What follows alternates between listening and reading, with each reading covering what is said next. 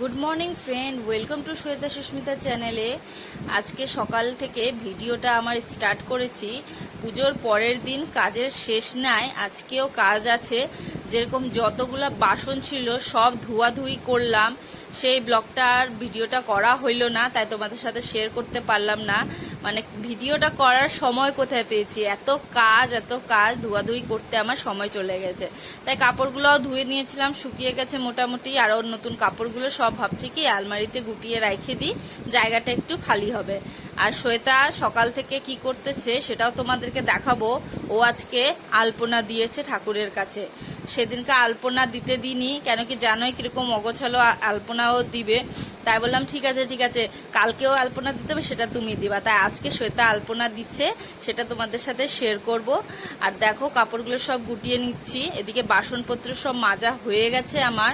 অনেকই চাপ আছে, আজকেও মা চলে যাবে, তাই সকালে রান্নাটা তাড়াতাড়ি আমাকে সারতে হবে জানো। আজকে মাংস রান্না করেছি, আর ছোট মাছ আনছিল, ছোট মাছও চচ্চড়ি করব। মাংসটা রান্না মানে চাপানো হয় নাই, চাপাচ্ছি, মানে ধুয়ে টুয়ে ম্যাগনেট করে রেখে দিয়েছি। ভাত ডাল বসাইছি, একটা সবজি করছি, একটা ভাজা করছি, এখনো অনেক কিছু বাকি আছে। তো ভালো আগে কাপড়গুলো গুটিয়ে নিই সব। লোকনাথ পূজার দিন দেখছোই পুরো খাটাখাটনি হয়ে গেছে। কারণ মানে লোকজন কম থাকলে কিন্তু অনেক মানে পরিশ্রম, মানে বাড়ির যে থাকে তার হয়েই যায়। হ্যাঁ, বাড়িতে যদি অনেক লোকজন থাকে সবাই হাতে হাতে হাতে হাতে করে দিলে কিন্তু কাজ হয়ে যায়। কিন্তু আমার তো দেখছোই তোমরা, বাড়িতে তেমন কেউ নেই, আর মা আসছে, মা একা হাতে কতটা করবে। তারপরে তাও মা অনেকটা হেল্প করে দিয়েছে। পাশের বাড়ির দিদিও প্রচণ্ড আমার হেল্প করেছে। তারপরে তোমার দেখো একটা কথা তোমাকে বলছি, যে এই যে প্রসাদগুলা সব দিতে দিতে দিতে যত শেষ করি তাও কিন্তু বেঁচেই যায়। ওই প্রসাদগুলো সব মানে কি বলতো, এখনো মানে অনেক প্রসাদ রয়েই গেছে। তা ভাবলাম ওইগুলোই আজকে খাবো। তাই সকালে তেমনটা রান্না কিচ্ছু করি নাই, ওই কালকের খিচুড়িটাই খাবো। আর অনেক কিছুই বাজে গেছে, ফল প্রসাদ, লুচি, সুজি সব আছে বুঝছো। তাই সকালে আমরা ওইগুলোই খাবো, তাই সকালের রান্না করি না, ওই দুপুরের রান্না চাপিয়ে দিয়েছি এখন। আর জানো বন্ধুরা একটা কথা, এই যে এই পরের দিনের খিচুড়ি টিচুড়ি খেয়ে কিন্তু প্রচণ্ড গ্যাসের সৃষ্টি হয়। তাই সকালেই আমি একটা গ্যাসের ওষুধ খেয়ে নিয়েছি। কিন্তু ওইগুলো ফেলা তো যায় না, প্রসাদ না, আমার ফেলতে একদম ভালো হয়। কালকে সব জায়গাগুলো যেগুলো বেঁচে গেছিলো অনেকটা ফ্রিজে করে ঢুকিয়ে দিয়েছি, কারণ যেগুলো নষ্ট হবে সেগুলো সব ফ্রিজে রেখে দিয়েছি যাতে নষ্ট না হয়। আর জায়গা যেগুলো ঠিক থাকবে সেগুলো মানে বাইরেই রাখছি, এরকম লুচি টুচি বাইরেই রেখে দিছি। আর তারপরে এদিকে গুটিয়ে নিচ্ছি, ঘরটর ঝাড়ামুছা হয়ে গেছে আমার, চান পূজা দেওয়া সব হয়ে গেছে, এদিকে করে নিই। আর জানো বন্ধুরা, মা চলে যাবে, তাই আজকে মনটা খুব খারাপ করতেছে। তাই মাকে বলছি কয়েকদিন থাকো, মা বলছে না আজকে চলে যাব, যেতে হবে, ওখানে বাবা একা, ভাই আছে ছোট। জানেন আমি আজকে আলপনা শ্বেতা কেমন আলপনা করছে দেখছো? দেখো মা সবজি টবজি সব গুটিয়ে দিচ্ছে আমার, দেখছো? কেন কি মানে কালকে যে লাবড়া টাবড়া হয়েছে রান্না, ওইগুলোর মধ্যে থেকে সবজি টবজি ওখানেই রাখা হয়ে গেছিলো, আজকে সব ফ্রিজে আমি ঢুকিয়ে দিচ্ছি। এদিকে আমি মাংস রান্না করতেছি, এদিকে মা সবজি টবজি সব গুটিয়ে দিচ্ছে আমার।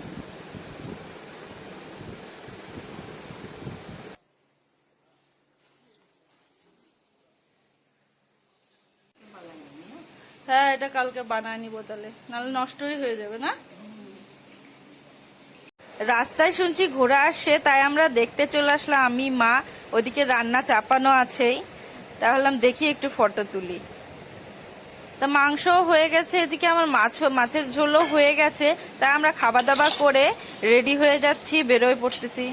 দুপুরের খাওয়া দাওয়া করে আমি মা শ্বেতা বেরিয়ে গেলাম একটু ময়নাগুড়ি, মাসি বাড়ি যাব। মাসি কালকে আসছিল, কিন্তু মাসি ডাকছে আমাদেরকে, তাই একটু মাসি বাড়ি যাবো। আর তারপরে ওখানে ময়নাগুড়ি থেকেই মা বাসে উঠে শিলিগুড়ি চলে যাবে। তোমাদের বলা হয় নাই আমার বাপের বাড়ি শিলিগুড়ি। দেখো মাসির বাড়ি চলে আসছি। দেখো মাসি কি করতেছে দেখি এসে। মাসি দেখো খাওয়া দাওয়া করে বাসন টাসন ধুয়াধুয়ি হয়ে গেছে, আমরা এখন চলে আসছি। এসেও কি করতেছে দেখাচ্ছি।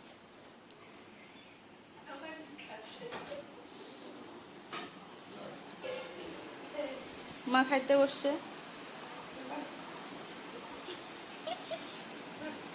জোর করে খাবিয়ে দিচ্ছে মাসি, যে না দিদি খেতেই হবে। তাহলে তুমি খাও, আমি তো খাবো না।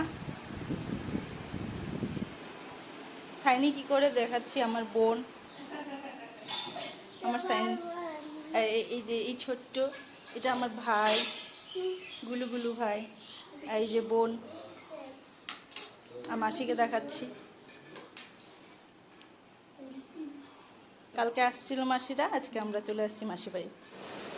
মা বাস করে চলে যাচ্ছে আর আমি শ্বেতাও চলে যাচ্ছি আমরা দুমনিতে। তাই যাওয়ার আগে দেখতেছি একটু কাপড়ের দোকানে ঢুকলাম ময়নাগুড়িতে, একটা নাইটি ভাবলাম নিই, তাই একটা নাইটি নিয়ে এখনই বেরোয় পড়বো। দেখো কেমন নাইটি কিনে আনছি, বাড়ি আমরা চলে আসছি, তো ভাবলাম পরে দেখি। এই কালারের নাইটি নিছি, দেখো কেমন লাগে নাইটিটা, তোমাদের পরে দেখায়। দেখছো ভালো লাগতেছে?